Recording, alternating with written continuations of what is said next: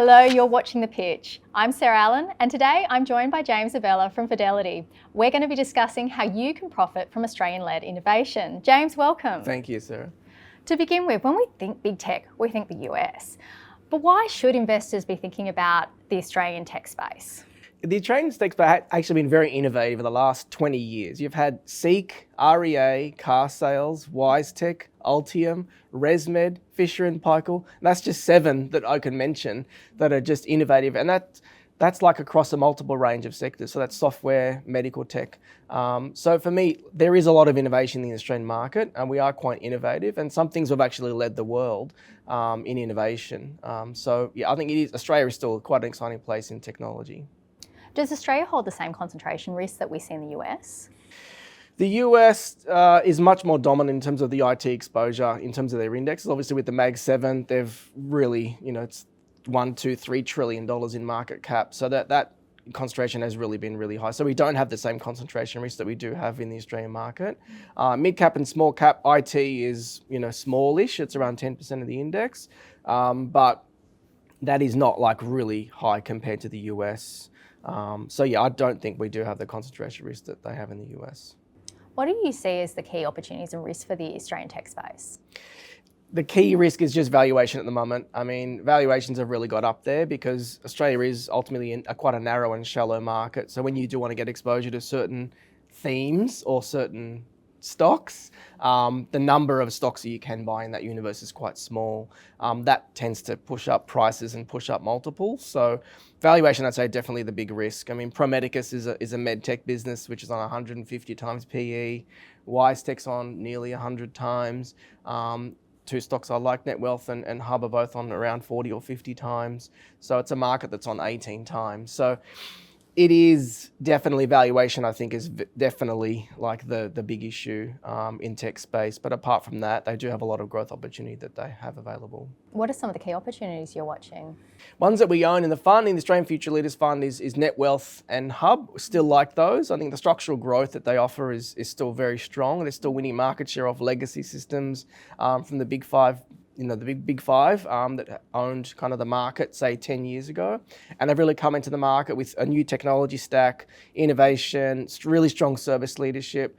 And just because of that, they're very flexible. And that's just allowed them to move with the market, which is changed dramatically in terms of fragmentation of the market, where a lot of advisors were in the big banks or had like bigger groups, and now they're really fragmenting out and using their technology stack as their platform with higher service and more innovation and the innovation of ETFs in the world generally. So all these innovations have now come. And I do think that technology leadership has been very important for the advisors in the Australian market, and Hub and Net Wealth are really, I guess, dominating that kind of space. Now, touching back on valuation risk, which you mentioned is a key challenge, how do you manage that in the portfolio? It's a tricky one. I mean, valuations do get up especially now it's like a quality momentum cheerleading market, because the market has gone from fear to recovery, and that's when quality momentum multiples start to really expand. I tend to look at 3 things, generally: the PE level absolute, the PE relative to the index, but then also the PE relative to the ROE, which is a bit of an unusual one. But if the PE, Pro Medicus is an example, the PE of that is 150, but the ROE is around 70. So the PE to the ROE is around double.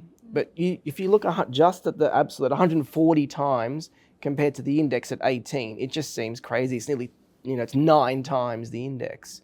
But if you look at it relative to its ROE, it's just over double, say, the return on equity of the business. And the multiple of the market is around 19, and the ROE of the index is around 10 at the moment. So that's double almost itself. So the actual relationship between the ROE and the PE is almost similar to the benchmark. So that allows you to kind of get your head around it, because that ROE tells you what the growth potential is, what the organic growth potential is of the business. And then you look at the PEG ratio, the PE to the G ratio, and just see what the PE to the EPS growth is on a sort of 1 year, 2 year, 3 year basis as well. And that's really how you start to get your head around valuation. That's easy, much easier in quality.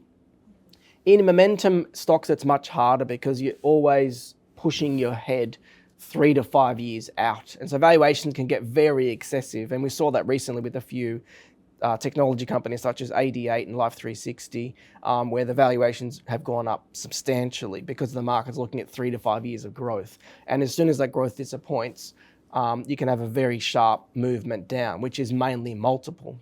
And that's where the multiples, and sometimes they don't even have earnings, that's when it's even more tricky. And I think that's what you just got to look at, price to book and other things. But yeah, for me, quality, you definitely got to look at PE to ROE. And then on momentum, it's a little bit more challenged, but there are a number of things that you can do there as well. So what's the next big innovation in Australian tech that you're watching and you might already hold in your portfolio?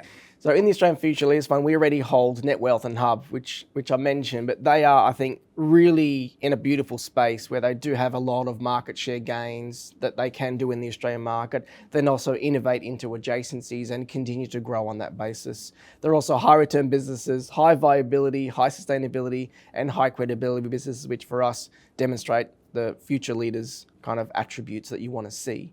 But I wouldn't forget broadly in technology that we do still have fintech, as in that, education technology, medical technology, and then just general software technology. So there are sort of 4, at least, angles of technology that you can get exposure to. And I'd encourage like all investors to think about that, because there is a lot of opportunity in technology generally, but there is a lot of breadth in terms of where technology is actually going. It's not just in software.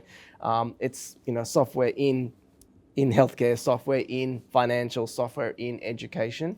And that's where I think the software businesses over the last 10 to 20 years have now facilitated themselves right across a whole range of industries. And that, I think, is what is exciting, even in the Australian market. If you had to pick one Australian tech company to hold for the next 5 years, what would it be?